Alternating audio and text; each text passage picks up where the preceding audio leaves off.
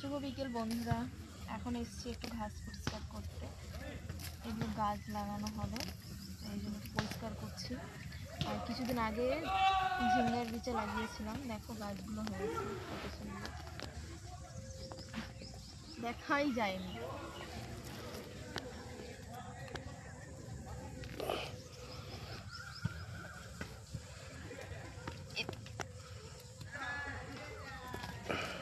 আজকে দুপুরবেলা বৃষ্টি হয়েছে, তাই জন্য দেখো কত সুন্দর পরিষ্কার হচ্ছে, ঘাসগুলো ভালো তুলতে পারছি।